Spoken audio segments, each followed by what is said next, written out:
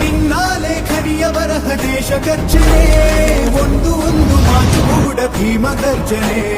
ನಾಯಕ ನೀನು ಭೀಮರ, ಮಹಾನಾಯಕ ನೀನು ಭೀಮರ, ನಾಯಕ ನೀನು ಭೀಮರ, ಮಹಾನಾಯಕ ನೀನು ಭೀಮರ. ನೊಂದ ಜನರಿಗೆ ನೀ ದೇವರೋ ಜಗ ಹೇಳಿದೆ ಜೈ ಭೀಮರ.